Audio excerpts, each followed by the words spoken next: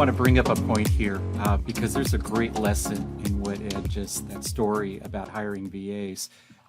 A lot of our members, they procrastinate. It's that thing about taking that first step and getting started. And so Ed had the motivation from the phone call from his wife. He hired 2 VAs. And, you know, I'm always telling our members, if you don't know how to do it, hire that expertise. Ed did that. But the lesson here is they started giving him products and he was paying for it. So he had to keep up with his VAs, getting that product sent out. If you're a procrastinator of any sort, when you hire staff, hire a team, you've got to keep up with them. They're going to motivate you and keep that, ball rolling for you. So if you can't find it within yourself to do the daily stuff, hire somebody. They're going to really get you moving just because you have to keep up with your staff. Yeah, great lesson there. Yeah, that was it for me. It was like, things are coming in. I have to act on them. Otherwise, I'm throwing money away. And what my wife just said is this a hobby or a business? I was throwing lots of money at this thing, not doing much with it. And I think I want to add one other thing, Brian, is that it got me to the point where I knew I had to get to, which was having enough inventory to get over the hump of expenses. Because I had, everybody has expenses with this business.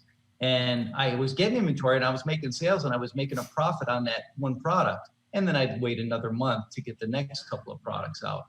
I was never getting over the hump of having enough inventory and enough cash flow to get over the expenses. And if you don't get into action, you will always have expenses and you will have a nice hobby that's costing you money. Ed, to get over that hump, that monthly expense nut that you have to pay, how much does it really take in inventory?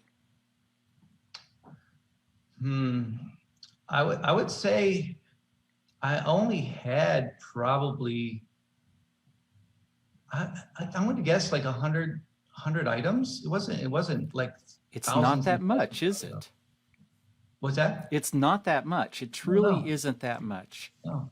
Yeah, and now I probably only have, 500 items. I don't have a zillion items. I'm looking to keep growing on that, but I do. I build wide and not deep.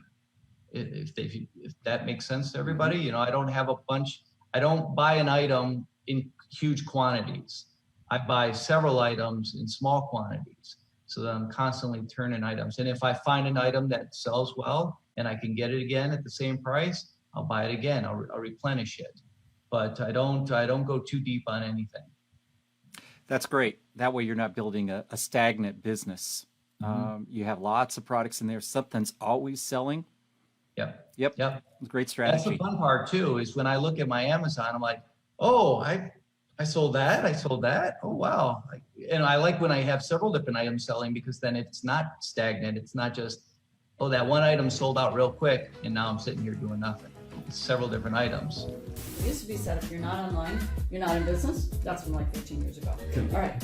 Now it's that if you're not on Amazon, you're not in business. Regardless of that big dream, you've got to build a foundation. You have to have a business that has cash flow. You need more cash? Go out and source some more. Shove those products into Amazon. What's going to spit out the other end is profit. It's that simple, isn't it? Then they start looking at it as, this really is a system. So how can I add more to my system? How can I start to scale this? That's why this is so integral, each pillar leading up sequentially to that long-term reliable business. These are the real assets then that somebody who wants to buy a business, this is what they look for. This is the brand launcher, the career launcher, the income launcher. It's a beautiful thing. And I know you're going to love what this can do for you. You're going to get a vision. You're going to get a vision to grow your business, to sell it for a profit, kind of show your pals, your friends, your family. Yes, you can make $1 million just selling on Amazon alone.